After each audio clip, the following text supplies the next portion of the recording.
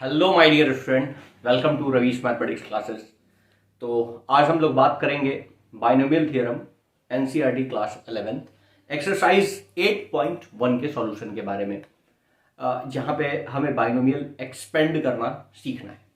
तो चलिए बात करते हैं एक्सरसाइज 8.1 बाइनोमियल थ्योरम में, जहां पे हमें एक्सपेंड करना है 1 माइनस 2x होल ओवर 5। इसका एक्सपेंशन मुझे लिखना है। मैं एक बात बता दूं कि आपको ये बात पता होगा कि summation r equals to 0 to n, हाँ, n C R a to the power n minus r और b to the power r, ये एक्सपेंशन होता है किसका? a plus B to the power N का। ये बात हम लोगों ने कर रखा है और ये बात हम जानते हैं। और अगर बात की जाए a minus B to the power N के एक्सपेंशन की, तो r जीरो टू एन जाएगा, N C R a to the power n minus r, b to the power तो r होगा, लेकिन एक फैक्टर यहां पे आएगा क्योंकि बीच में क्या है? माइनस है, तो यहां पे -1 ओवर r आएगा। अब ये बेसिकली है क्या? थोड़ा सा ध्यान दीजिए। एनसीआर में जो r है वो एक्चुअल किस पे पावर जाता है? सेकेंड टर्म पे जाता है। r जो है वो किस पे जाता है? सेकेंड टर्म पे जाता है, मतलब b पे जाता है पावर r जो है वो b के ओवर पावर जाता है। और b जो टर्म है यहां पे क्या है? अपने आप में नेगेटिव है। और आपको पता है कि अगर r का वैल्यू ऑड हुआ, विषम हुआ, तो आपको पता है -1 का पावर अगर ऑड होगा तो ये नेगेटिव 1 देगा, और अगर -1 का पावर इवन है तो ये क्या देगा? पॉजिटिव 1 देगा।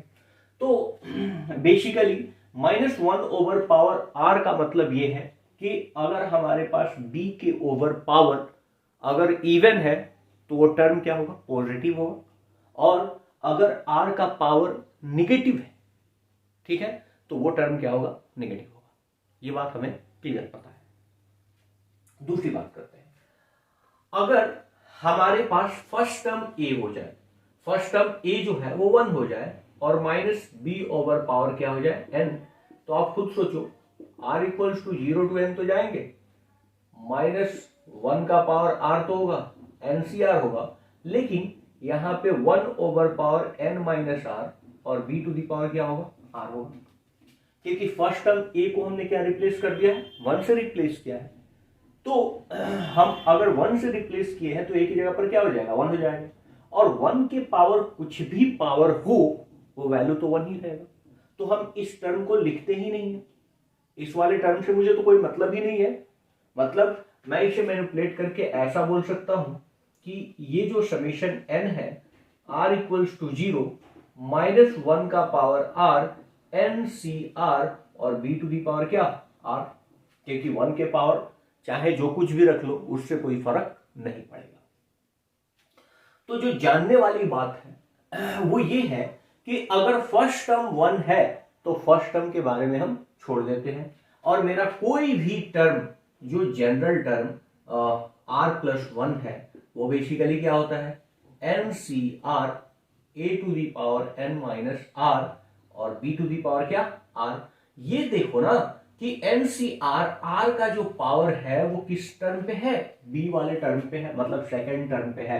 तो अगर हमारे बीच में ये निगेटिव होगा, अगर बीच में क्या होगा? निगेटिव होगा, तो b का पावर अगर इवन होगा तो वो टर्म पॉजिटिव होगा, और b का पावर अगर ऑड होगा तो वो टर्म क्या होगा? नेगेटिव होगा।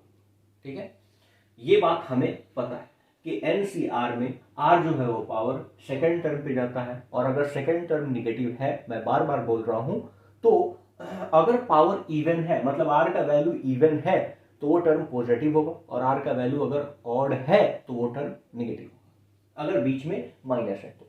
लेकिन अगर प्लस है दोनों के बीच में, तब तो माइनस का कोई चक्कर ही नहीं। तो इस बात को याद रखिए कि एनसीआर अगर r का वैल्यू इवन है, क्या है, इवन है, तो वो टर्म जो होगा वो फाइनली क्या होगा, पॉजिटिव होगा। और NCR में अगर r का वैल्यू ऑड है तो वो टर्म फाइनली क्या होगा, नेगेटिव होगा। वो टर्म फाइनली क्या होगा, नेगेटिव होगा। ये बात आपको क्लियरली पता होना चाहिए। और ये भी पता होना चाहिए कि ये जो r होता है वो पावर होता है किस पे, सेकेंड टर्म पे, ठीक है ना, सेकेंड टर्म या b, ठीक है। इतना बात आपको क्लियर होगा। और बाइनोमियल एक्सपेंशन कैसे लिखते हैं ये बात तो आपको पता ही है कि a प्लस बी का पावर अगर n है तो हम क्या लिखेंगे, NC0, ठीक है ना, NC1, NC2 and dot dot NCn तक जाएंगे, ठीक है। ये जो जीरो है वो किसके पावर पे जाएगा, b का पावर जीरो, और जो रेस्ट पावर होगा वो किस पे जाएगा, a पे जाएगा। तो a पे पावर क्या हो जाएगा, n हो जाएगा।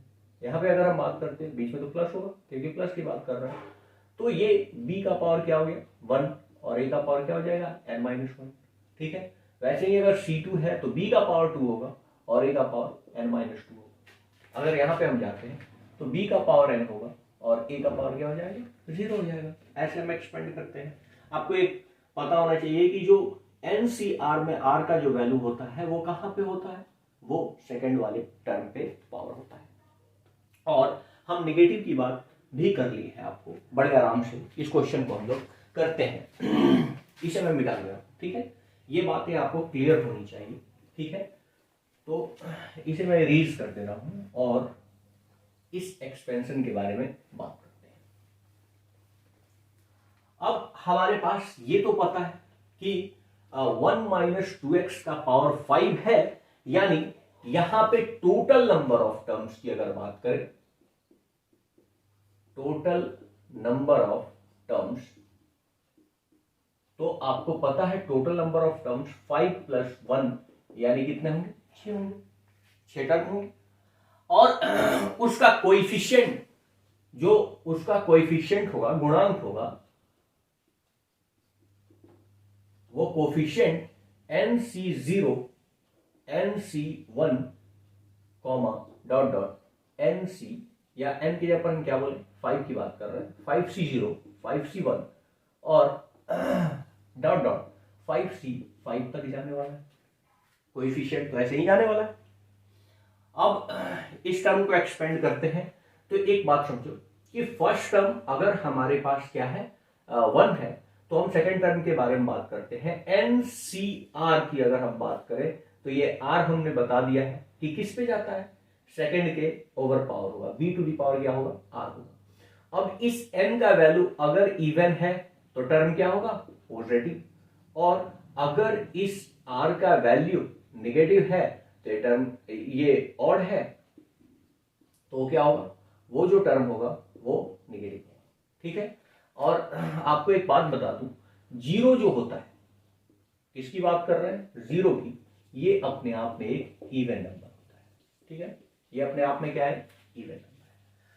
तो ये चीज हमें पता होना चाहिए, ये सारी चीज कि ठीक है, अगर 5 पावर है तो हमें ये पता है कि टोटल नंबर ऑफ टर्म्स जो होंगे वो 6 होंगे, और कोएफिशिएंट कहां से स्टार्ट होगा, 5C0, 5C1, 5C2, 5C3 होते हुए कहां तक जाएगा, 5C5 तक जाएगा, ठीक है। और दूसरा बात कि अगर सेकेंड टर्म निगेटिव है तो हम r के पावर से, r से जज करेंगे, NCR के वैल्यू से जज करेंगे, क्योंकि ये r सेकेंड टर्म पे पावर होता है। तो अगर इवन होगा तो पॉजिटिव होगा और ऑड होगा तो निगेटिव होगा। इन सारी बातों को ध्यान रखते हुए हम बात करेंगे। दूसरा चीज, आपको एक बात और पता है, अकॉर्डिंग टू पास्कल्स ट्रायंगल, ठीक है ना, पास्कल्स ट्रायंगल अगर हम बात करें, पावर अगर 0 है तो कोएफिशिएंट एक ही होगा और वो क्या होगा, 1 होगा। अगर पावर 2 है, पावर 1 है तो कोएफिशिएंट क्या होगा, 1 कॉमा क्या होता है, 1। अगर 2 है तो ये क्या होता है, पास्कल्स ट्रायंगल यही तो बोलता है लेफ्ट राइट को ऐड कर दो और बाकी क्या रहेगा, 1 1 रहेगा, ठीक है। तो अगर हम बात करते हैं पावर 3 की तो क्या हो जाएगा, ये 3, इस ट्रायंगल को ऐड करते हैं 3 और लास्ट में क्या होगा, 1 1।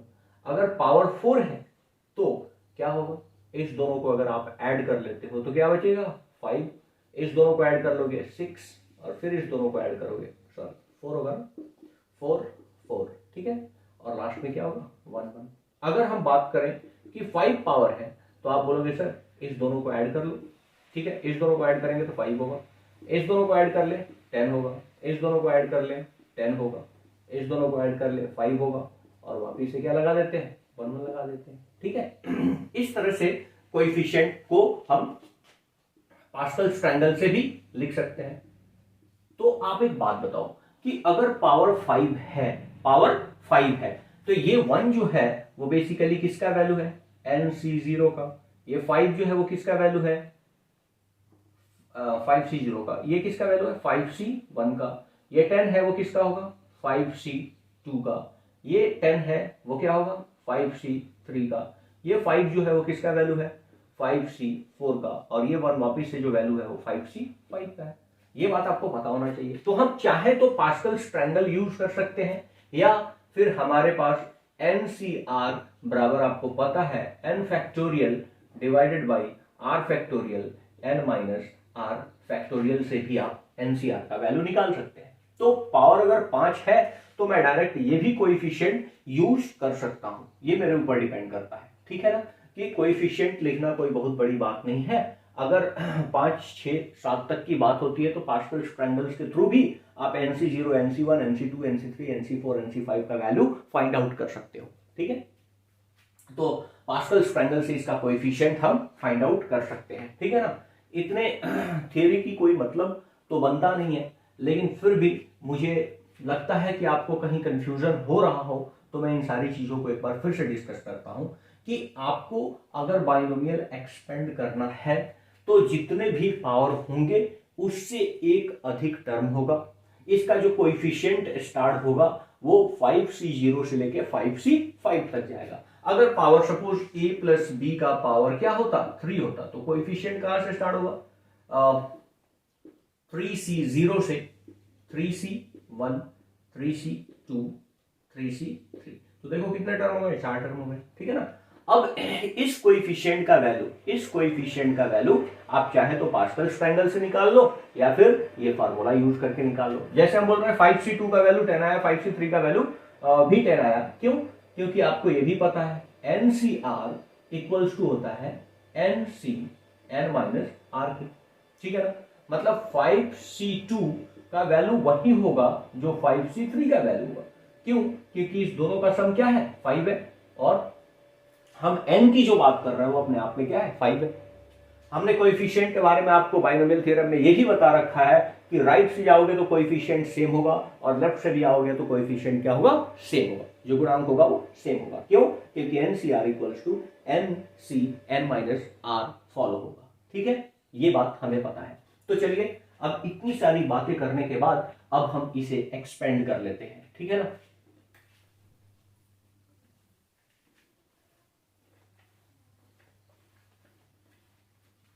इसे एक्सपेंड कर लेते हैं, ओके। तो आप दिमाग में ये समझ के चलना कि ये बेसिकली क्या है a minus B to the power n का फॉर्म है, और उसमें भी a का वैल्यू कितना है 1 है, और माइनस b है, और ओवर पावर क्या है n है। अब हम इसे अगर कंपेयर करते हैं तो ये भी आपको समझ में आ रहा होगा कि b का वैल्यू जो है वो 2x के बराबर, b का वैल्यू जो है वो क्या है 2x के बराबर। तो अगर मैं 1 माइनस 2x ओवर 5 की बात कर रहा हूं तो ये वाला चीज हमारे दिमाग में चल रहा है, ठीक है। तो अब मैं इसे एक्सपेंड करता हूं, ठीक है। तो आपके पास दो तरीका है। पहला तरीका कि हम क्या कर देते हैं 5C0 लिखते हैं, और दूसरे वाले चूंकि ये इवन है, चूंकि जीरो क्या है इवन है, आपको मैं बार बार बताया हूं कि जब निगेटिव हो NCR हो तो b का पावर क्या होता है r होता है, जो r होता है वो सेकंड टर्म पे पावर होता है, और ये इवन है तो पॉजिटिव टर्म होगा, और ऑड है तो निगेटिव टर्म होगा, तो ये टर्म तो पॉजिटिव होगा, ठीक है। अब जो हमने ये भी बताया है कि अगर फर्स्ट टर्म 1 है, फर्स्ट टर्म क्या है 1 है, ठीक है ना, फर्स्ट टर्म 1 है तो 1 के बारे में हम सोचते ही नहीं, क्योंकि 1 के ऊपर कुछ भी पावर होगा तो कोई फर्क नहीं पड़ेगा। तो ये जो 0 है वो पावर किस पे जाएगा सेकेंड टर्म पे पावर जाएगा, 2x ओवर पावर क्या हो जाएगा 0, प्लस कोएफिशिएंट 5c क्या हो जाएगा 1, 5c 1। अब क्योंकि फर्स्ट टर्म 1 है तो उसके बारे में तो सोचेंगे ही नहीं, और r जो होता है वो किस टर्म पे पावर होता है, सेकेंड टर्म पे, तो 2x का पावर क्या हो जाएगा 1। अब देखो यहां पे गलती है, क्यों? क्योंकि अभी मैंने बोला कि NCR r का वैल्यू अगर ऑड होगा तो चूंकि ये नेगेटिव वैल्यू है तो ये वाला टर्म क्या आएगा, नेगेटिव आएगा, अपने आप में क्या आएगा, नेगेटिव। तो इस पॉइंट को हटा के क्या कर दिया, नेगेटिव कर दिया, ठीक है ना। ये जीरो अपने आप में इवन था, इसलिए टर्म क्या था, पॉजिटिव।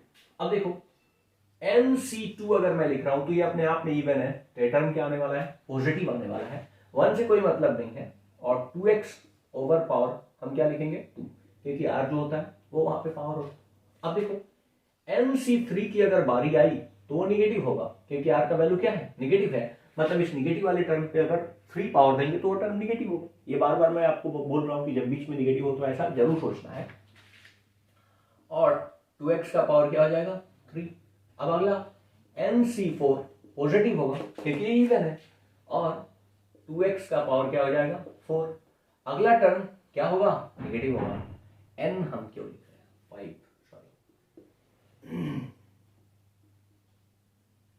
5 की बात हो रही है, ठीक है, प्लस अब अगला क्या आएगा, माइनस आएगा, क्योंकि 5c 5 की बात कर रहे हैं, r का वैल्यू क्या है ऑड, और 2x टू दी पावर क्या हो जाएगा 5। हो गया आइडिया क्लियर। अब इस कोएफिशिएंट का वैल्यू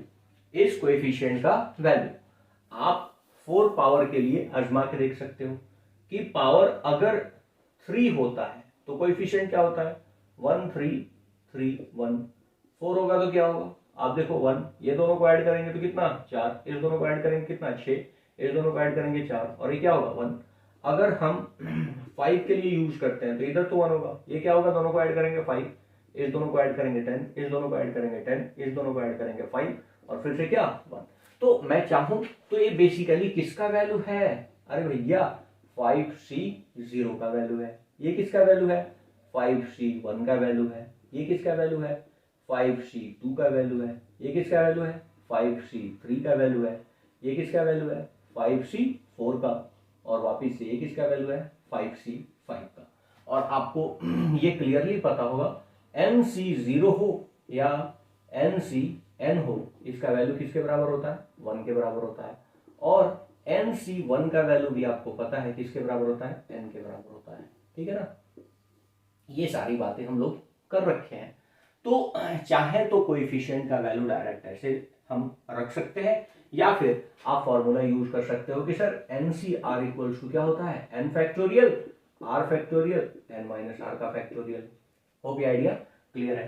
तो हम यहाँ पे डायरेक्ट रख लेते हैं, 5c 0 का वैल्यू क्या होगा 1 होगा, ठीक है, और 2 to the power 0 something to the power 0 अपने आप में क्या है 1 है, ओके, माइनस 5c1 का वैल्यू क्या होगा 5 होगा, 5c1 का वैल्यू कितना होगा 5 होगा, ओके, तो 5 हो गया, और ये कितना हो जाएगा इंटू 2x, ओके, और ये प्लस 5c2 का वैल्यू यहां से हम देख सकते हैं 10 है, तो ये 10 हो गया, और 2 का स्क्वायर कितना हो गया 4, और x स्क्वायर हो गया, ओके। 5c3 का वैल्यू देखो 10 होगा तो माइनस 10, और 2 दूना 4 दूना क्या 8 x क्यूब, देख सकते हैं ना, प्लस 5c4 का वैल्यू वापस से कितना हो जाएगा 5 हो जाएगा, और 2 दूना 4 दूना 8 दूना 16, इसको क्या लिख सकते हैं 16x का पावर क्या 4, और माइनस 5c5 का वैल्यू कितना होगा 1 होगा कोएफिशिएंट, ठीक है ना, 2 टू द पावर 5 मतलब 32, और x टू द पावर क्या हो जाएगा 5 हो जाएगा, ओके।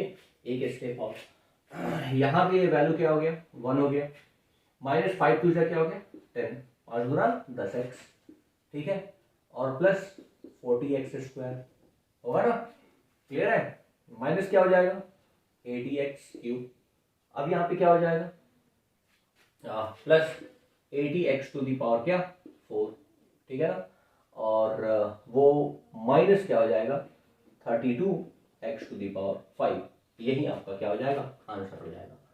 होप ये आइडिया क्लियर है, ये वाला आंसर आपको क्लियर होगा कि आखिर हमने ऐसा कैसे लिखा है, ठीक है ना, क्लियर है, कोई दिक्कत नहीं है। हम बार बार बोल रहे हैं कि जब फर्स्ट टर्म 1 हो तो 1 के बारे में आपको लिखने का कोई जरूरत नहीं है। दूसरा चीज कि जो NCR होता है ये r सेकेंड टर्म पे पावर होता है, तो अगर इसका वैल्यू ऑड होगा तो टर्म निगेटिव होगा और इवन होगा तो टर्म पॉजिटिव होगा, क्योंकि आपको पता है कि माइनस का पावर अगर इवन है, सम संख्या है, तो धनात्मक होगा और माइनस का पावर अगर ऑड नंबर है तो वो ऋणात्मक होगा। होप ये आइडिया क्लियर है। तो बात करते हैं नेक्स्ट क्वेश्चन की। नेक्स्ट क्वेश्चन को थोड़ा एक्सपेंड करते हैं, ठीक है। अब यहां पे अगर बात करते हैं तो 2/x minus x by 2 to the power 5 है। तो हम वापिस से इसमें a टर्म 1 नहीं है तो a टर्म को भी दिखाना जरूरी है, ठीक है। NCR क्या होता है, a to the power n minus r और b टू द पावर क्या r, b to the power क्या r। और चूंकि ये बीच में माइनस है तो -1 का पावर क्या होगा, r होगा। तो ये इस चीज को हम बार बार बोल रहे हैं कि सेकंड टर्म अगर नेगेटिव है तो केवल r के वैल्यू को देखिए, अगर इवन है तो वो टर्म पॉजिटिव होगा और ऑड है तो वो टर्म नेगेटिव होगा। तो यहाँ पे हमें इस दोनों को देखना जरूरी है, क्योंकि a की जगह पर क्या लिखा गया है 2/x और b की जगह पर लिखा गया है x/2। चूंकि सेकंड टर्म नेगेटिव है तो हम r का वैल्यू देखेंगे, r अगर ऑड होगा तो वो टर्म क्या होगा, नेगेटिव, और अगर इवन होगा तो पॉजिटिव। तो हम इसे एक्सपेंड करते हैं तो कहां से स्टार्ट होगा, आप बताओ। 5c 0 से स्टार्ट होगा और 0 इवन नंबर है इसीलिए पॉजिटिव होगा, तो x/2 का पावर क्या होगा, 0 होगा, क्योंकि जो r होता है वो सेकेंड टर्म पे पावर होता है, और बचा हुआ पावर 2/x होल का पावर क्या होगा, 5 होगा, ठीक है।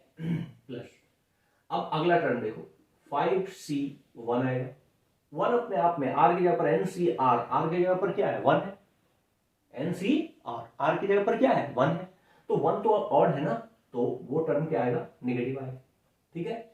और जो r होता है वो सेकेंड टर्म पे पावर होता है, तो x/2 का पावर क्या हो जाएगा 1, और जो बचा हुआ पावर है मतलब 5 में से 1 घट जाएगा तो 4 ही पावर बचा ना, तो फर्स्ट टर्म का पावर हो जाएगा 2/x टू द पावर 4, ठीक है ना। क्योंकि आपको पता है कि बाइनोमियल में ईच टर्म का जो टोटल एक्सपोनेंट होगा वो किसके बराबर होगा, जो होल पावर है n के बराबर होगा। तो 4 और 1 देखो 5, 0 और 5 क्या 5, ठीक है ना। अगला अगला 5c 2 आने वाला है, 2 अपने आप में क्या है इवन है, तो टर्म क्या होगा, पॉजिटिव होगा, और ये जो 2 है वो सेकेंड टर्म पे पावर जाता है, तो x/2 का पावर क्या होगा 2, और 2/x का पावर क्या हो जाएगा 3 हो जाएगा, ठीक है। अब अगला टर्म क्या आएगा 5c 3, ये वैल्यू क्या होगा नेगेटिव, क्योंकि r का वैल्यू क्या है ऑड है, तो 3 पावर किस पे जाएगा, x/2 पे पावर क्या जाएगा 3, और 2/x पर पावर जाएगा 2, ठीक है, ये पावर 2। अब क्या जाएगा NC4, और ये टर्म क्या होगा पॉजिटिव होगा, तो x/2 का पावर क्या हो जाएगा 4, और यहाँ पे 2/x का पावर क्या हो जाएगा 1, ठीक है। अब 5c5 ये क्या आएगा नेगेटिव आएगा, क्योंकि r का वैल्यू क्या है 5 है, तो x/2 का पावर क्या हो जाएगा 5, और 2/x का पावर क्या हो जाएगा 0। हो भी आइडिया क्लियर है। और अभी अभी आपने देखा कि हम 5 वाले पावर का कोएफिशिएंट 1 5 10 10 5 1 होता है, ठीक है ना, ये कोएफिशिएंट होता है, ठीक है।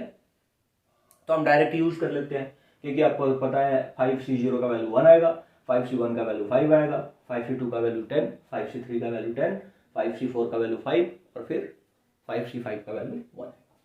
तो हम डायरेक्ट इस कोएफिशिएंट के वैल्यू को हम यूज कर सकते हैं, क्योंकि ये नथिंग बट, बार बार मैं बता रहा हूं, ये 5c0 है, ये क्या है 5c1 है। सर ये कैसे आया होगा, अरे सोचो ना 5c1 की अगर हम बात करें तो आप बोलोगे 5 फैक्टोरियल, ठीक है ना, क्योंकि आपको पता है ना NCR equals to n factorial divided by r factorial n minus r factorial, ठीक है ना। तो यहां से आप फिर क्या 1 का फैक्टोरियल और 5 - 1 मतलब 4 का फैक्टोरियल, तो यहाँ से वैल्यू कितना आ जाएगा 5 आ जाएगा। तो हम डायरेक्ट कोएफिशिएंट यूज करते हैं, ठीक है ना। तो कोएफिशिएंट अगर यूज करें तो आप देखो 5c1 का वैल्यू क्या आएगा 1 आएगा, और ये 2 का पावर 5 है, मतलब 32/x का पावर क्या हो जाएगा 5, और एनीथिंग टू दी पावर 0 क्या हो जाएगा 1 हो जाएगा। तो पहला जो है वो हो गया 32/x⁵, ठीक है ना। अब देखो 5c1 का वैल्यू क्या आएगा, 5 आएगा, ठीक है ना। अब 2 का पावर 4, 2 दूना 4 दूना 8 दूना 16, तो हम लिखेंगे 16/x का पावर क्या 4, और यहां पे देखो क्या आएगा x/2, ठीक है। 5c2 का वैल्यू क्या आएगा 10 आएगा, 10 लिख दिया, 2 दूना 4 दूना 8, 8/x³, ठीक है। और इनटू ये वाला टर्म कितना आएगा x² क्या आएगा 4, ठीक है। अब 5c3 का वैल्यू भी 10 आएगा, तो -10 इनटू 4 क्या x², यहाँ पे x³ बटा क्या 8, ठीक है। अब nc4 का वैल्यू 5 आएगा, ठीक है ना, तो +5 इनटू 2 क्या x, और यहाँ पे x⁴, 2 दूना 4 दूना 8 दूना 16, 5c5 का वैल्यू क्या आएगा 1, तो -1 इनटू इसका वैल्यू क्या आएगा 2/x⁴ का वैल्यू 1, और यहाँ पे क्या आ जाएगा x⁵ 5/32, 5/32। वो भी आइडिया क्लियर है, ठीक है। तो 1 से मल्टीप्लाई करने पे तो कोई फर्क पड़ेगा नहीं, तो 32/x⁵ हो गया। यहाँ पे देखो कुछ कट्टम कुट्टी हो रहा हो, ठीक है ना, तो ये 2 से कट जाएगा तो कितना हो जाएगा 8 हो जाएगा, और एक x यहां से चला जाएगा तो ये बेसिकली x³ हो जाएगा, तो -8 बचे क्या 40x³, ठीक है। कोई दिक्कत है, यहाँ पे भी कुछ कट्टम पिट्टी है, 4 दूना क्या 8, और ये x² x3 को खत्म करेगा और क्या बन जाएगा x बन जाएगा, तो प्लस हम क्या लिख देंगे 20 क्या x, 20 क्या x। यहाँ पे भी कुछ कट्टम पिट्टी है, 4 से ये वाला टर्म कैंसिल आउट, 2 जा, और x² यहाँ पे हटके क्या हो जाएगा x हो जाएगा, ठीक है। और 2 से वापिस इसको काट सकते हैं, क्या हो जाएगा 5, तो आई थिंक ये 5x हो गया, तो -5x। अब देखो यहाँ पे 2 से कट्टम पिट्टी करते हैं तो ये हो जाएगा 8, और ये हो गया क्या x³, तो हम इसको लिख सकते हैं +5/8x³, ठीक है, 5/8x³, और यहाँ पे 1 1 तो मल्टीप्लाई होके सेम, -x⁵5/32, ओके। तो ये इसका बाइनोमियल एक्सपेंशन हो गया। होप कि आइडिया आपको क्लियर होगा, कहीं कोई प्रॉब्लम नहीं होगा, ठीक है। अब बात करते हैं नेक्स्ट क्वेश्चन की। तो बात करते हैं 2x - 3⁶ के एक्सपेंशन की। आपको पता है कि इसमें टोटल कितने टर्म होने वाले हैं 60 टर्म होने वाले हैं। कहां से कोएफिशिएंट स्टार्ट होने वाला है 6c0 से स्टार्ट होने वाला है, और कहां तक जाएगा 6c6 तक जाएगा, और बीच वाला टर्म क्या है नेगेटिव है, तो r का पावर अगर इवन है तो पॉजिटिव होगा और ऑड है तो नेगेटिव होगा। तो चलिए इसके एक्सपेंशन को लिखते हैं। क्या होगा 6c0, और आपको पता है 3 का पावर क्या हो जाएगा 0, और 2x का पावर कितना हो जाएगा 6, ठीक है।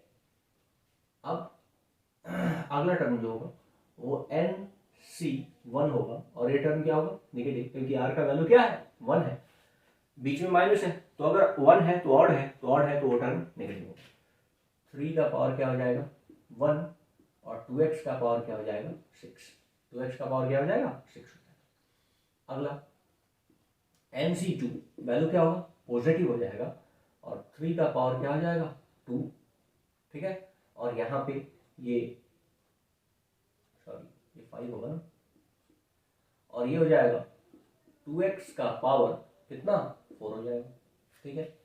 अब nc3 का वैल्यू क्या आएगा नेगेटिव आएगा, तो 3 का क्या हो जाएगा क्यूब, और 2x का भी क्या हो जाएगा क्यूब हो जाएगा, ठीक है।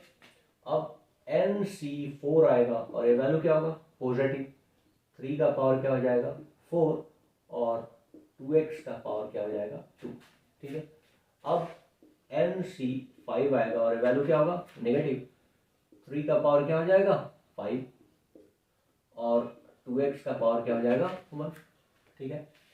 और nc6 का वैल्यू क्या आएगा पॉजिटिव आएगा, क्योंकि इवन है, और n मैं क्यों बार बार लिख रहा हूँ, ये तो 6 है ना, टोटल पावर क्या है 6 है, सॉरी ये टोटल नेचुरल पावर क्या है, 6 है। हम 6 पावर को एक्सपेंड कर रहे हैं, 6 है, तो ये भी क्या है, 6 है। ठीक है, तो ये क्या हो जाएगा, 3 का पावर 6 और 2x का पावर 0। होप ये आइडिया क्लियर है, यहाँ तक तो क्लियर होगा, कोई इशू है नहीं। अब देखिए यहाँ पे आपको पता था कि 5 पावर था, तो बाइनोमियल कोएफिशिएंट क्या था, 1 5 10 10 5 1 था या नहीं। तो अगर पावर 6 है तो कोएफिशिएंट क्या होंगे, ये तो 1 हो गया, ये दोनों का एडिशन कितना हो जाएगा, पास्कल स्ट्रेंगल्स के लॉ से इस दोनों को ऐड करो 6 हो जाएगा, इस दोनों को ऐड करो क्या हो जाएगा 15, इस दोनों को ऐड करो क्या हो जाएगा 20, इस दोनों को ऐड करो 15 और इस दोनों को ऐड करो वापस से कितना हो जाएगा 6 और यहाँ पे क्या 1। ये बेसिकली किसका वैल्यू है 6C0 का, ये किसका वैल्यू है 6C1 का, ये 6C2 का, ये 6C3 का, ये 6C4 का, ये 6C5 का और ये 6C6 का। ठीक है ना, होप ये आइडिया कोएफिशिएंट आपको क्लियर होगा 1 6 15 20 15 6 को। ठीक है ना, आप उस फॉर्मूला से भी निकाल सकते हो। ठीक है, अब बात करते हैं कि कोएफिशिएंट 6C0 बेसिकली क्या है 1 है और 2 का पावर 6, 2 दूना 4 दूना 8 दूना 16 दूना 32 दूना 64, तो हम लिख सकते हैं इनटू 64 x का पावर 6 और 3 का पावर 0 भी क्या होगा 1 होगा। ठीक है, 3 टू द पावर 0 भी क्या होगा 1 माइनस, अगर 6C1 की बात करें तो वैल्यू कितना होगा 6 होगा, देख लो 6 होगा।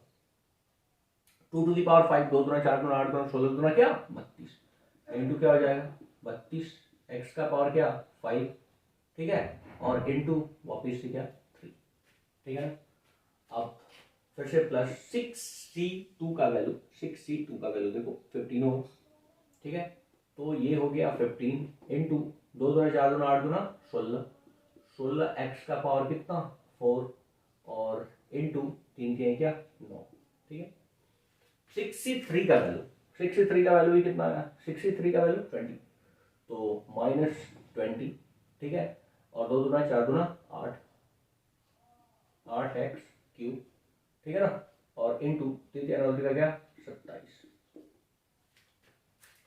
फिर बात करते हैं 6C4, 6C4 का वैल्यू कितना 15, तो प्लस क्या हो जाएगा 15 इंटू 2 दूना 4x स्क्वायर इंटू 9 3 के 9 9 27 का 81।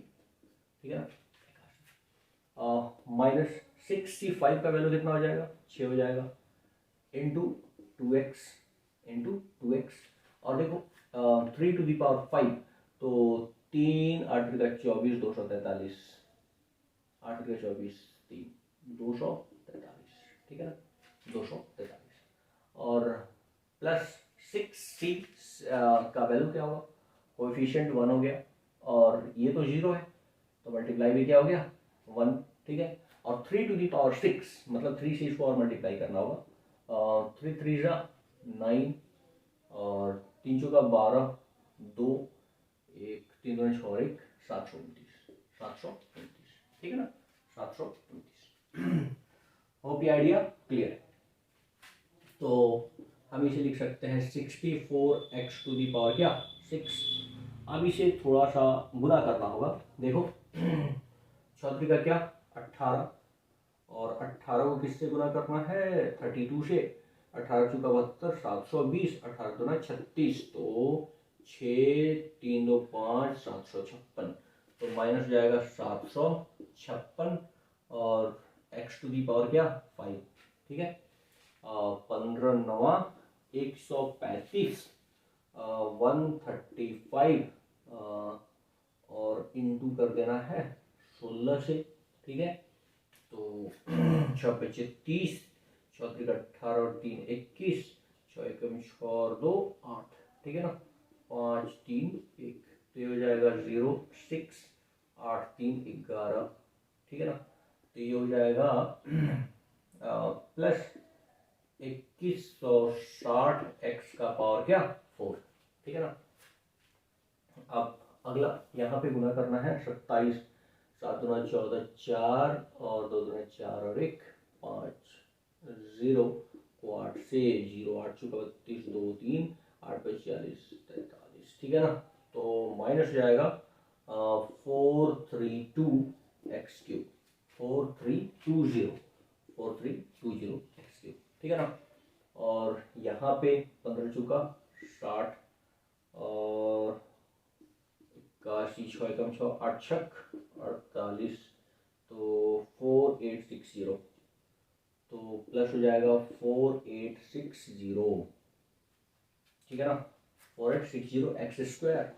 और यहाँ पे 6 दूना 12, 243 इंटू 12, 3 दूना 6, 4 दूना 8 और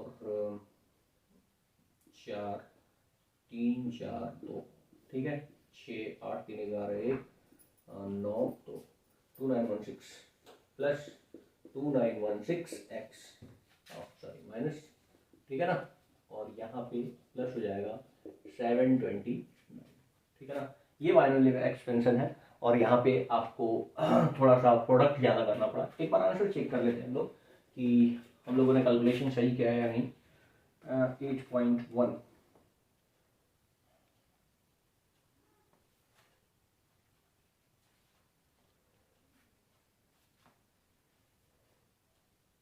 8.1 64 x to the power 6, 756 x to the power 5 2160, 4320 x cube 4320, ठीक है ना, 4860 एंड 2916 एंड 739, क्या बात है, सही है। तो बात करते हैं हम लोग नेक्स्ट क्वेश्चन, ठीक है ना, नेक्स्ट क्वेश्चन की, ठीक है। थोड़ा कैलकुलेशन आप लोग किया कीजिए, ठीक है ना, कैलकुलेशन से डरिए नहीं, जो भी प्रोडक्ट है उसे थोड़ा अच्छे तरीके से परफॉर्म करना है। आंसर्स इजी है, आंसर्स आ ही जाएंगे, ठीक है ना, प्रोसेस को आप सही रखिए। बात करते हैं x/3, क्वेश्चन नंबर 4 जो है वो है x/3 plus 1/x whole power 5, इसे एक्सपेंड करना है, ठीक है। तो बीच में प्लस है इस बार, हाँ मतलब माइनस के बारे में तो कुछ सोचना ही नहीं है, तो ये सिंपल सा है, 5c0 और क्या हो जाएगा 1/x का पावर क्या हो जाएगा 0, क्योंकि r जो होता है वो सेकेंड टर्म पे पावर होता है, और x/3 का पावर क्या हो जाएगा 5, प्लस इसमें तो माइनस सोचना ही नहीं है, 5c1 1/x का पावर क्या हो जाएगा 1 और x/3 का पावर क्या हो जाएगा 4 बचा हुआ, ठीक है ना, प्लस 5c2 क्या हो जाएगा 1/x का पावर 2 और x/3 का पावर 3 हो जाएगा, ठीक है। अब क्या हो जाएगा प्लस 5c3 1/x का पावर क्या हो जाएगा 3 और x/3 का पावर क्या हो जाएगा 2, ठीक है। अब प्लस 5c4 1/x का पावर क्या हो जाएगा 4 और x/3 का पावर हो जाएगा 1, और प्लस 5c5, तो 1/x का पावर क्या हो जाएगा 5 और x/3 का पावर हो जाएगा 3 का पावर। कोएफिशिएंट यहाँ तक तो अब तक तो याद हो गया होगा कि अगर 5 होता है तो 1 कितना 4 कितना 1 3 सॉरी ये कोएफिशिएंट कितना होगा 1 3 3 1, अब क्या होगा 1 4 6 4 1, अब क्या होगा 5 के लिए, तो 4 के लिए था, 5 के लिए 1 5 10 10 5 1, तो कोई बहुत बड़ा इशू नहीं है निकालना, ठीक है ना। तो यहाँ पे देखो 5c0 क्या आएगा 1, ठीक है ना, into x to the power 5 by 3 to the power 5, 3 3 9 3 27 81 243, ठीक है ना, 243 और एनीथिंग टू दी पावर 0 ये भी अपने आप में क्या है 1 है। 5c1 का वैल्यू क्या आएगा 5 आएगा, ठीक है ना, तो प्लस क्या हो जाएगा 5 इंटू एक्स का पावर 4 बाई 81 इंटू 1 बाई क्या x, 5c2 का वैल्यू 10 आएगा, तो 10 इंटू एक्स क्यूब बाई क्या 27 इंटू 1 बाई एक्स स्क्वायर। ये भी 10 आएगा तो 10 into x square by 9 into 1 by x cube. ठीक है, अब ये वैल्यू कितना आने वाला है 5 into x by 3 into 1 by x to the power क्या 4। ठीक है, इंटू 1 और n इंटू पावर 0 1 और 1 by x to the power क्या 5। ठीक है ना, अब ये वैल्यू कितना आ जाएगा x to the power 5 by 243 और यहाँ पे प्लस 5 बाई 81 और ये x एक तो सब्सट्रैक्ट हो जाएगा तो एक्स क्यूब। ठीक है ना, प्लस 10 बाई 27x। ठीक है ना, क्योंकि एक्स क्यूब में से एक्स स्क्वायर चला जाएगा तो एक्स ही तो बचेगा, प्लस 10 बाई 9 ये देखो बाई एक्स हो जाएगा। ठीक है ना, क्योंकि एक्स स्क्वायर है एक्स क्यूब है। ठीक है, तो प्लस 5 बाई क्या 3 और देखो x और x टू दी पावर 4 तो नीचे क्या हो जाएगा एक्स क्यूब। ठीक है ना, और plus 1 by x to the power 5 होगा। ठीक है ना, इसका एक्सपेंशन। तो होप ये आइडिया क्लियर है, कहीं कोई दिक्कत नहीं है। एक और एक्सपेंशन है, चलिए उसे भी कर लेते हैं। ठीक है ना,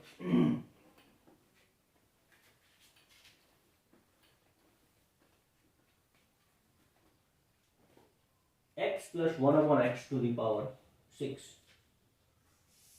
x plus 1/x to the power 6, ये एक्सपेंशन है किसका 5th नंबर क्वेश्चन।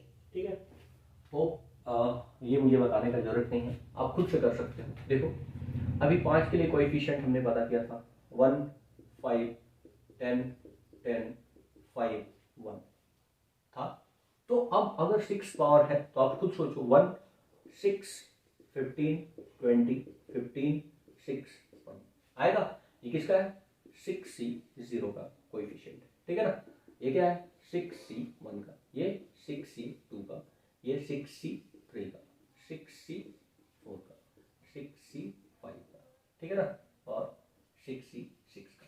तो कोएफिशिएंट ऐसे हम ब्रेक करेंगे और सिंपली हम इसको एक्सपेंड कर सकते हैं, माइनस प्लस का भी चक्कर नहीं है। तो होप ये आइडिया आपको क्लियर है और आप कर पाओगे। ठीक है, तो हम लोग बात करते हैं नेक्स्ट क्वेश्चन की।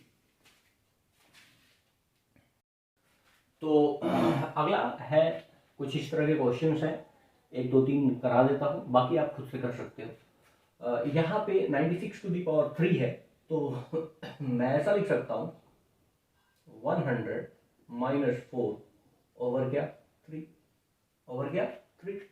तो ए का वैल्यू 100 और बी का वैल्यू क्या -4 है। तो इसके बाइनोमियल एक्सपेंशन को अगर मैं लिखूं तो क्या लिखूंगा 3c0, तो 4 का पावर तो 0 चला जाएगा और 100 का पावर क्या हो जाएगा 3 हो जाएगा। क्योंकि बीच में माइनस है तो nc1 का वैल्यू जो आएगा वो निगेटिव आएगा। ठीक है, 1 किस पे जाएगा 4 पे पावर चला जाएगा 1 और 100 पे पावर चला जाएगा 2। ठीक है, 100 पे पावर चला जाएगा 2। अगला बात करते हैं तो प्लस आएगा, क्योंकि हम nc2 की बात कर रहे हैं। 4 पे पावर चला जाएगा कितना 2 और 100 पे पावर चला जाएगा कितना 1। ठीक है, अब क्या आएगा माइनस आएगा nc3। nc क्यों लिखता हूँ यार 3, बात कर रहे हैं हम 3 की।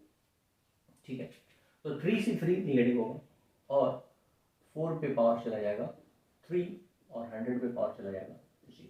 होप ये आइडिया क्लियर है। nc0 का वैल्यू कितना होगा 1 इंटू ये हो जाएगा कितना 1 इंटू हो जाएगा कितना 0, 6 0 दे दो क्या और इंटू क्या हो जाएगा 3c1 का वैल्यू क्या होगा 3 होगा, तो -3 इंटू कितना 0 4 0 और इंटू कितना 4। ठीक, प्लस 3c2 का वैल्यू भी क्या होगा 3 होगा, 100 से मल्टीप्लाई और 4 का 16 से मल्टीप्लाई। ठीक है, और -3c1 का वैल्यू 1 और ये भी 1 और इंटू 4 का 16 चुका 64 हो जाएगा 64। तो देखो 10 ये कितना 10 लाख हो गया ना, और इसमें आपको ऐड कर देना है ये 16 या 4800। ठीक है ना, तो ये हो जाएगा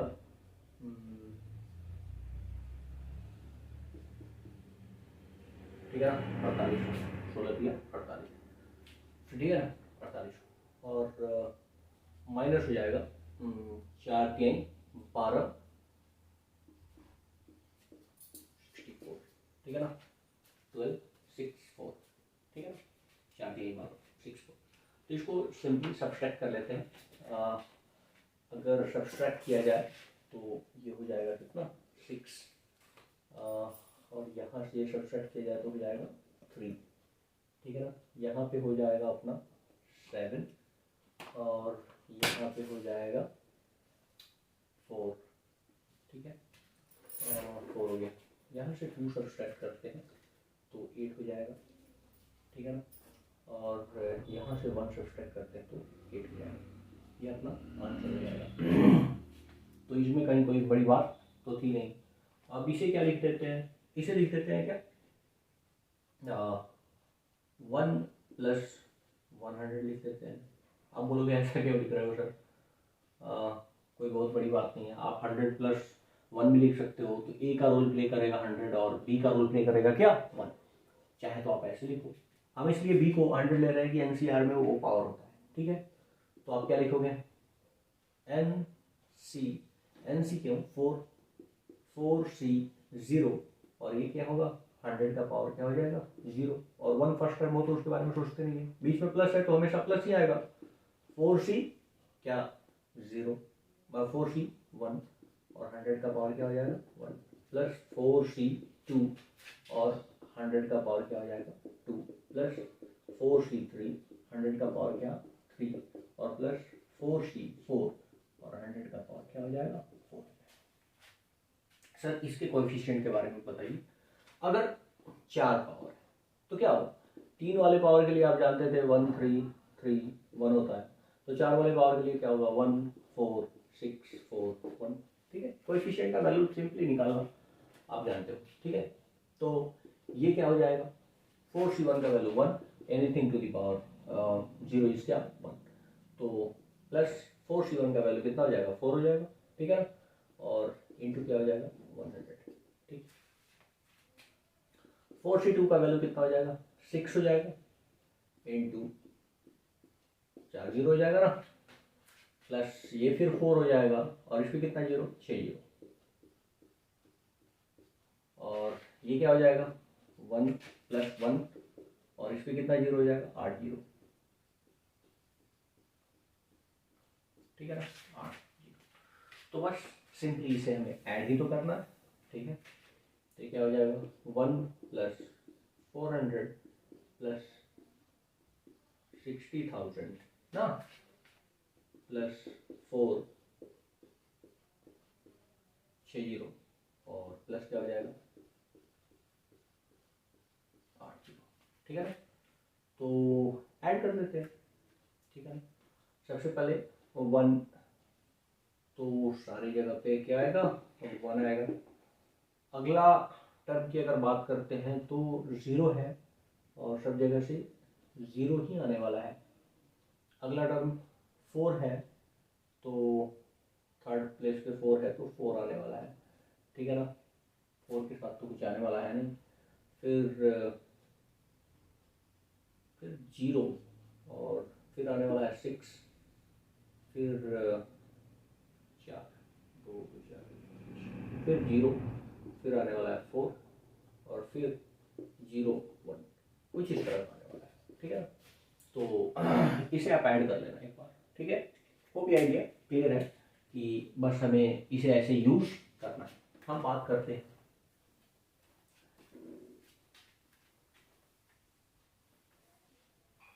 नेक्स्ट क्वेश्चन की, ठीक है। नेक्स्ट क्वेश्चन यहाँ पे इन्होंने बोला है क्या, using binomial theorem indicate which number is largest, ठीक है ना, कौन सा नंबर बड़ा है। ये क्वेश्चन नंबर अपना 10 है। उन्होंने बोला 1.1 टू दी पावर कितना 10,000, एंड उनको कंपेयर करना है 1000 में। तो 1000 तो सिंपली दिख रहा है, ये वैल्यू तो सिंपली हमें दिख रहा है, हमें इसका वैल्यू फाइंड आउट करना है कि आखिर ये कितना हो रहा है। ठीक है, अगर ये वैल्यू 1000 से 0.001 भी बड़ा हुआ तो हम क्या बोल देंगे, ये बड़ा है और ये छोटा है। ठीक है, मतलब ये वैल्यू अगर 1000 से 0.001% भी अगर अधिक हुआ तो बड़ा होगा। ठीक है, थोड़ा सा बड़ा मतलब वो बड़ा होगा। ठीक है, तो ये वैल्यू तो मुझे दिख रहा है, ये नहीं दिख रहा है, तो यहां पे बाइनोमियल यूज करते हैं 1 प्लस इसको 0.1 लिख सकते हैं, किसी को कोई कंफ्यूजन नहीं होना चाहिए, और होल टू दी पावर क्या है 10,000। अब देखो कि यहाँ पे 10,000 है तो जो टोटल नंबर ऑफ टर्म होंगे वो 10,001 होंगे। हाँ, तो उतना वैल्यू क्या हम निकाल पाएंगे या उतना लिख पाएंगे? नहीं, उतना लॉजिकली तो पॉसिबल नहीं है। तो मैं कुछ टर्म्स की बात करता हूं और वहीं से पता चल जाएगा कि अच्छा ये वैल्यू कितने के आसपास देने वाला है। ठीक है, तो ये स्टार्ट कहां से होगा? तो आप बोलोगे सर ये 10,000 C 0 से स्टार्ट होगा, और चूंकि फर्स्ट टर्म 1 है तो 1 के बारे में सोचेंगे नहीं, और ये जो पावर होगा वो फर्स्ट टर्म पे जाता है, मतलब 0.1 का पावर क्या हो जाएगा 0।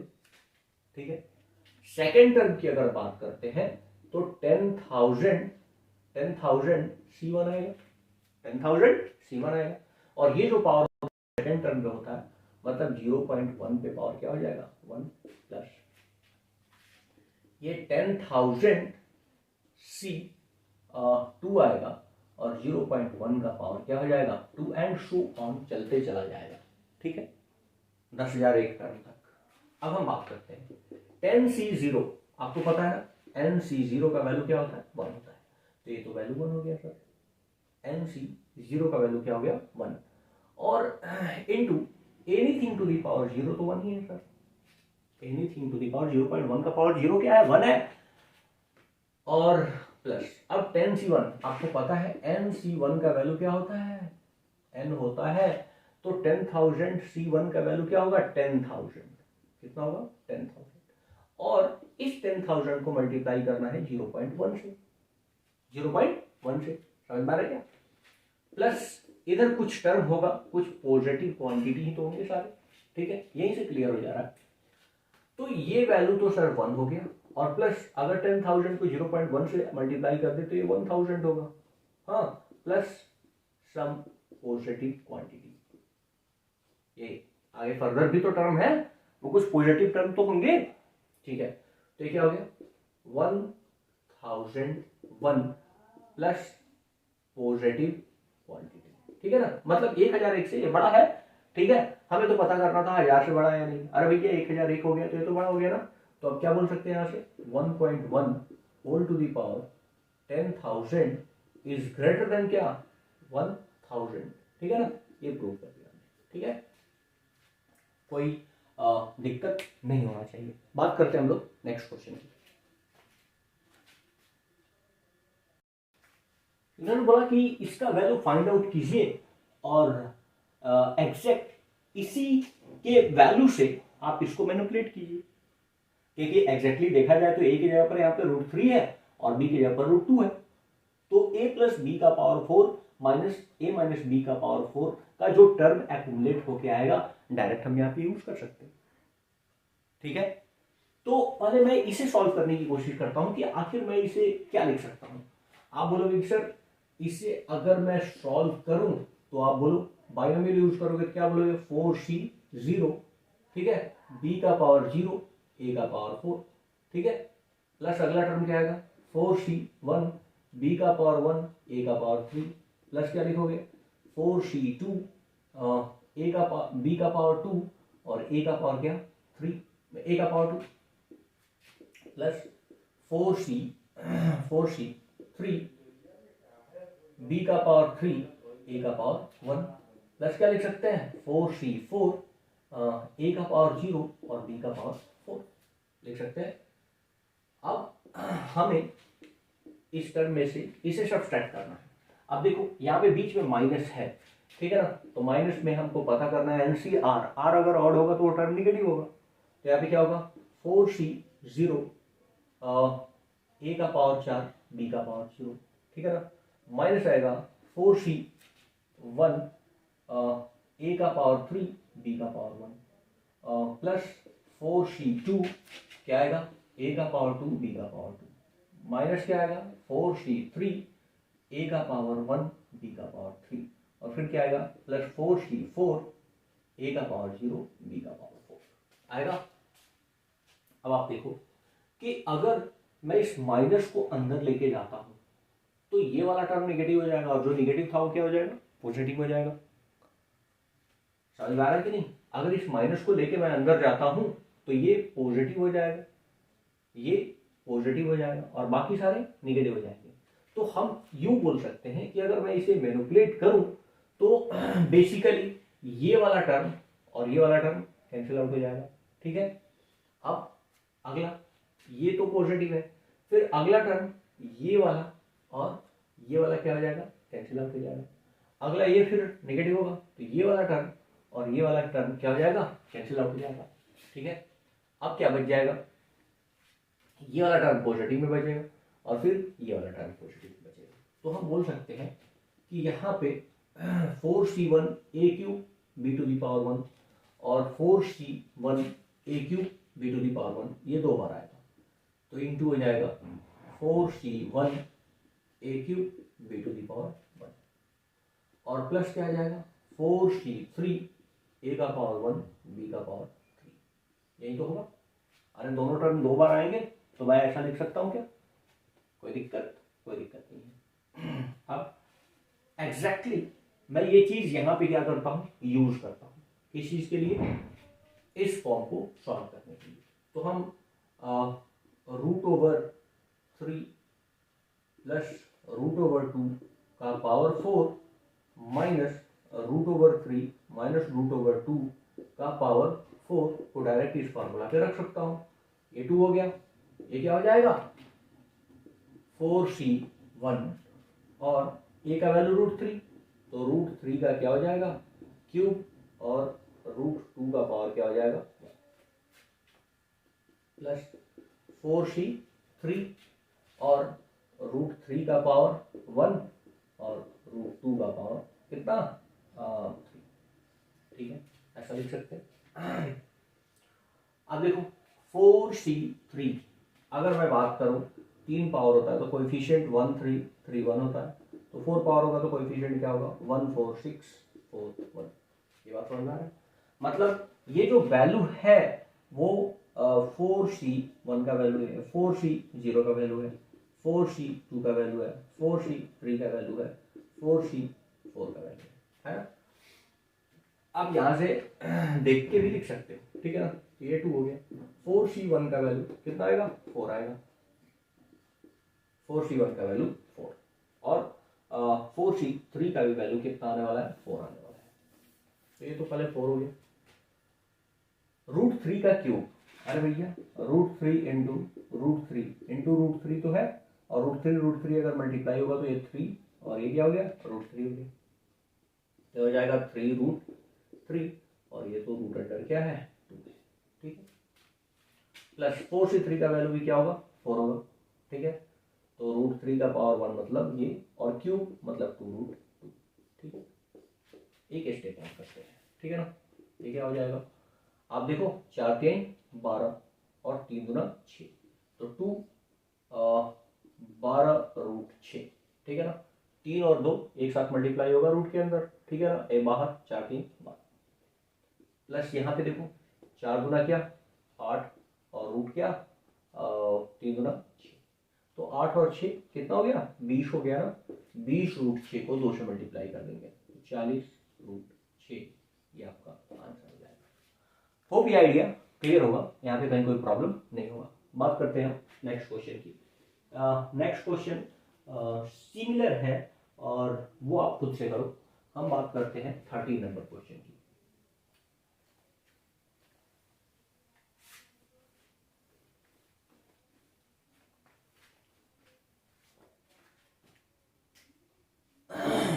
उन्होंने बोला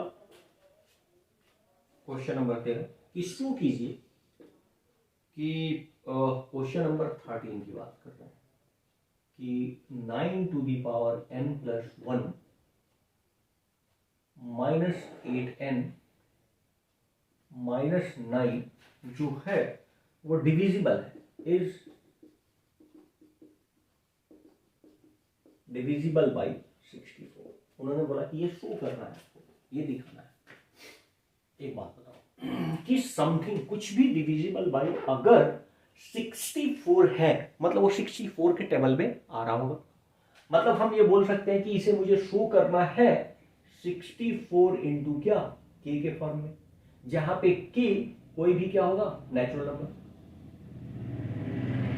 नेचुरल नंबर, प्राकृत संख्या, कोई भी प्राकृत संख्या। अरे 64 का पढ़ा स्टार्ट हो गया यार, 64 गुना 1 64, 64 गुना 2 64 गुना 3, मतलब 64 अगर किसी भी नेचुरल नंबर से मल्टीप्लाई हो रहा है तो वो 64 से क्या होगा, डिविजिबल होगा। तो मुझे ये वाला वैल्यू शो करना है कि ये चीज जो होगा वो 64 से डिविजिबल होगा, यानी मुझे ये शो करना है, क्या शो करना है कि 9 to the power n plus 1 minus 8n minus 9 equals to 64 गुना कुछ के होगा। और के क्या है, इंटीजर है या नेचुरल नंबर है। के क्या है, इंटीजर होगा या नेचुरल नंबर होगा। मतलब हम ये बोल सकते हैं कि के बिलोंग्स टू क्या, नेचुरल नंबर। के जो है वो वहां पे क्या है, नेचुरल नंबर है। तो कैसे शो कर पाएंगे, एक बात बताओ कि हमें ये शो करना है कि 64 से डिविजिबल है और मुझे बाइनोमियल का यूज करते हुए ये बात को दिखाना है। तो मैं अगर थोड़ा सा सोचूं कि ये 9 का पावर n है, 9 का पावर n है, तो क्या इसे बाइनोमियल के फॉर्म में लिख सकता हूं? तो बाइनोमियल के फॉर्म में दो तरीके से लिख सकता हूं, 10 - 1 भी लिख सकता हूं या 1 + 8 भी लिख सकता हूं, या 1 + 8 भी लिख सकता हूं। कितना लोग कहेंगे सर 10 - 1 लिख लो और होल टू दी पावर 9 दे दो, या 8 + 1 लिख लो और होल टू दी पावर क्या दे दो, n दे दो, या 1 + 8 लिख दो, whole to the power n दे दो। तो हम 8 के फॉर्म में इसलिए लेना चाहते हैं क्योंकि देखो बाइनोमियल जब ब्रेक होगा, NCR, अगर फर्स्ट टर्म को हमने क्या ले लिया, सपोज मैंने इसको बोला कि 1 + क्या है, 8 है, सोचो थोड़ा, तो बेसिकली सेकंड, फर्स्ट टर्म तो 1 हो गया, तो सेकंड पे पावर क्या आएगा, R आएगा। हमेशा इसी तरीके के टर्म आएंगे। और यहां पे जब टर्म आएगा तो 8 का पावर 1, 8 का पावर 2, 8 का पावर 3 एंड सो ऑन, 8 का पावर क्या आएगा, n आएगा।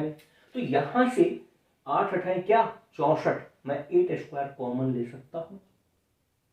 मुझे 64 तो चाहिए कैसे भी करके, तो 64 यहां से कॉमन लिया जा सकता है, ठीक है।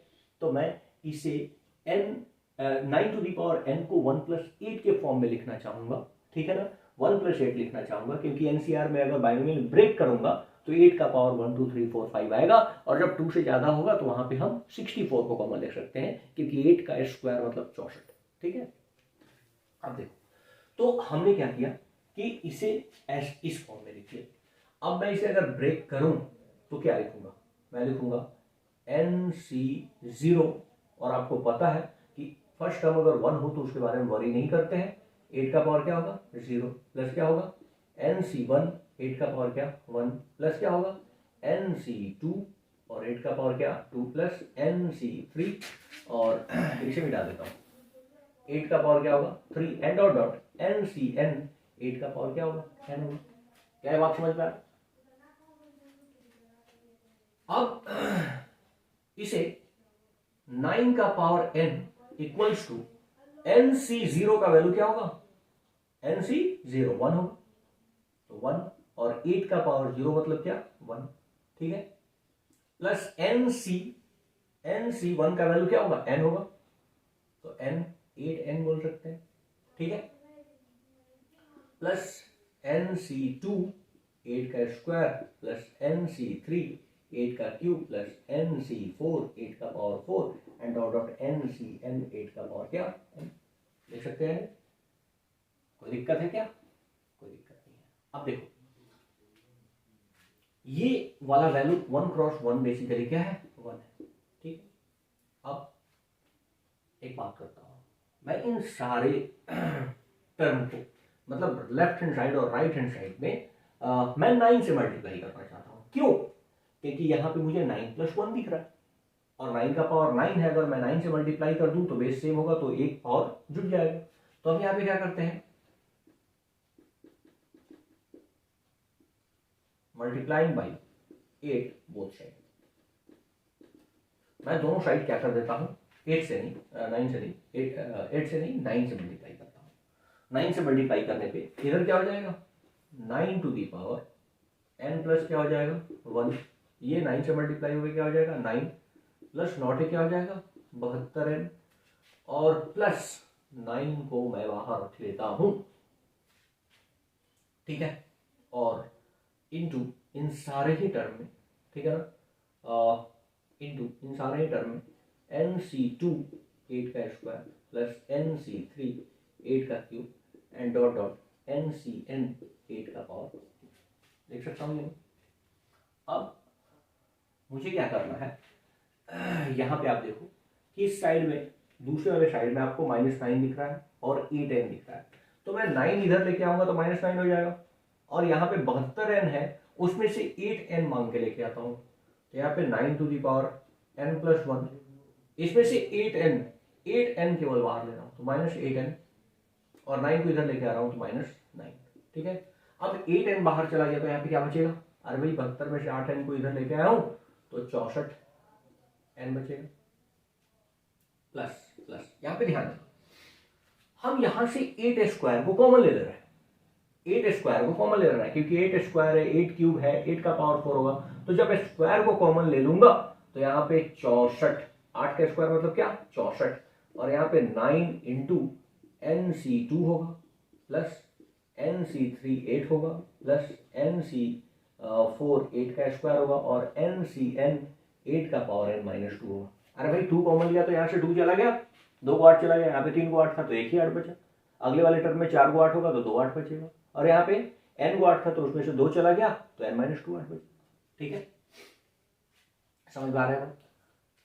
अब ये वाला टर्म कुछ ना कुछ तो इंटीजर वैल्यू ही देगा, 9 इंटू समथिंग, इन सारे को एक साथ रखा हूं तो ये 64 इंटू सम इंटीजर वैल्यू, कुछ नेचुरल नंबर ही तो होगा, और यहाँ पे n भी अपने आप में क्या है, एक नेचुरल नंबर है, तो मैं दोनों ही से क्या ले लेता हूं, कॉमन ले लेता हूं, 9 to the power n plus 1 -8n -9, और यहाँ पे 64 अगर मैं कॉमन ले लूं तो यहाँ पे n होगा, और प्लस ये भी कुछ नेचुरल नंबर होगा, n अपने आप में नेचुरल नंबर है, इंटीजर है, ये भी क्या होगा नेचुरल नंबर, कुछ ना कुछ, अरे 9 इंटू nc2 का वैल्यू इंटीजर ही तो आएगा, मतलब ये भी क्या होगा पॉजिटिव इंटीजर होगा, मतलब नेचुरल नंबर होगा, नेचुरल नंबर होगा, n भी नेचुरल नंबर, ये भी नेचुरल नंबर, मतलब ये 64 के लिख सकते हैं, लिख सकते हैं ना, वेयर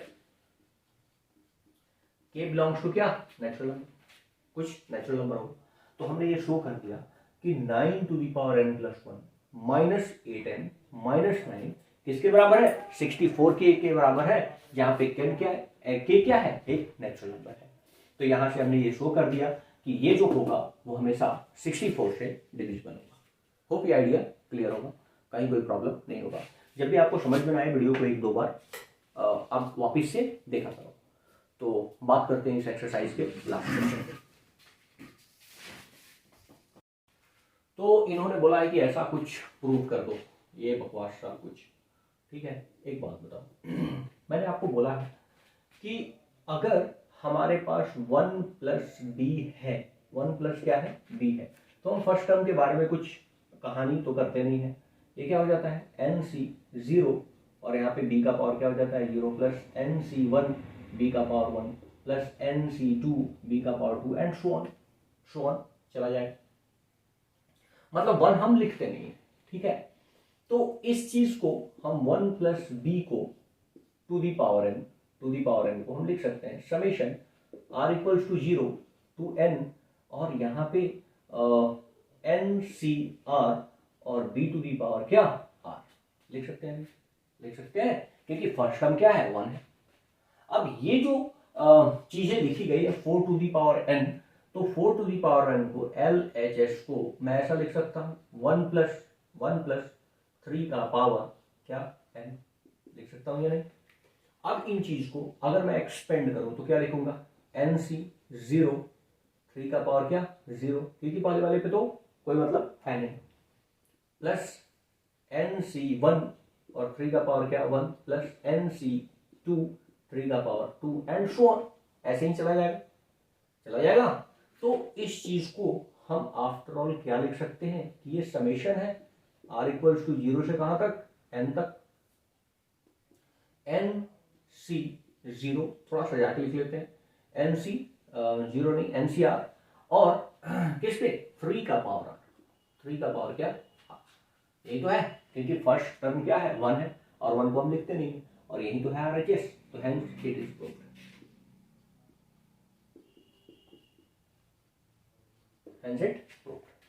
तो होप ये आइडिया क्लियर होगा, ये चैप्टर क्लियर होगा और आप पढ़ाई कर रहे होंगे ये मान के चल रहा हूं मैं।